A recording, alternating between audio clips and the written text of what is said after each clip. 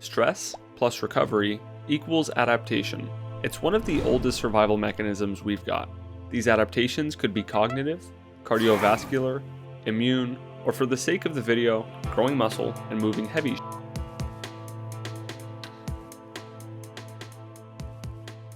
Stress is the first part of the equation, which in our case comes from training, but let's warm up to that.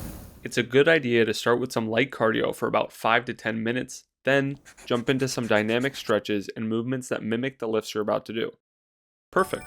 Now that your body's ready to go, you'll want to incorporate a series of movements that take all of your joints through their full ranges of motion. A balance between the following will do the trick, but the specific exercises more or less come down to personal preference, so long as they're done correctly. If you're just starting out, keep it simple. Stick to a few foundational movements and focus on nailing your technique. Early on, your progress will be off the charts, but eventually, they'll slow down. That's your body adapting. The same stress is no longer enough to cause a disruption. Enter progressive overload. By tweaking different variables, we can keep challenging our bodies with increasing levels of stimulus. Some of the dials you can adjust include intensity, volume, training frequency, rest times, or even exercise selection and execution. Mechanical tension is considered the main trigger for hypertrophy, so the best predictor of muscle growth is how many high tension sets you can accumulate. That would be your volume. While just a few sets will still grow muscle, more volume yields better results, albeit with diminishing returns. Frequency matters less when volume is equated, though spreading sets across at least 2 days makes hitting that volume and managing fatigue a bit more feasible. The 6 to 12 repetition range is often recommended because it's practical and time efficient, but hypertrophy can actually happen across a much wider range, as long as the sets are taken close to failure. I say close because, provided the work is hard enough, stopping a rep or two shy of where your form breaks down has been shown to produce similar growth as going to full failure, while sparing fatigue that would otherwise reduce total training volume. Between sets, resting at least 1 minute seems to be ideal, and while longer rest is great, the added benefit tends to plateau beyond the 2-minute mark. That said, rest times don't need to be strict. Adjusting based on how you're feeling in the moment is a good strategy to maintain set quality. While hypertrophy is driven by mechanical tension, strength adaptations are largely neurological. To develop them, you need to lift heavy, training your nervous system to recruit a greater number of motor units and to fire them faster. Naturally, at this intensity, you can't do many reps, and longer rest periods are needed to recover for another high-quality effort. For strength, quality comes before quantity, but a moderate volume is still needed to practice the skill of lifting, so aim for 4 to 12 challenging sets per muscle group each week, split across 2 to 3 sessions. This allows for repeated exposure to heavy loads without overwhelming the nervous system. On that note, these sets shouldn't be taken near failure, as this level of intensity already recruits most of your motor units from the first rep.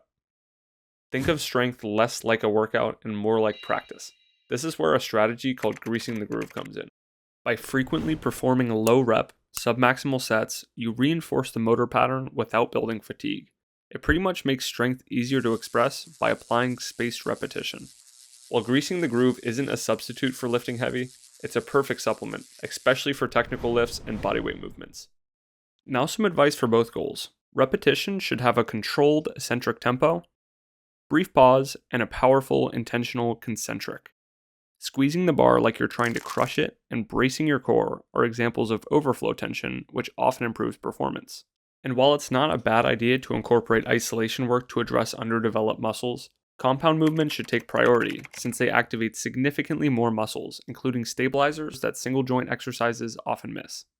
Another crucial tool is something called periodization. Earlier, I introduced progressive overload as the driver of adaptation. Periodization is simply a way to structure that overload, maximizing its effectiveness over time without overtraining. If your goal is overall strength, for example, we can think of hypertrophy as giving your body more material to work with, and strength training as teaching your nervous system how to use that material efficiently. But you can't maximize both at once. Periodization solves this by cycling training blocks, allowing one quality to build on the last, which creates a sort of snowballing effect over time. Alright, that's the first part of the equation, but let's not overlook recovery. Sleep should be your number one priority. If you're not sleeping well, you're not recovering. It's as simple as that. Next is nutrition. You need enough calories to fuel your training, enough protein to rebuild tissue, and enough water to keep everything running smoothly. It's also important to listen to your body. Some local soreness is fine to train through, but if your joints ache or your coordination feels off, you just might need more time. A good rule of thumb is to wait 48 to 72 hours before hitting the same muscle group again.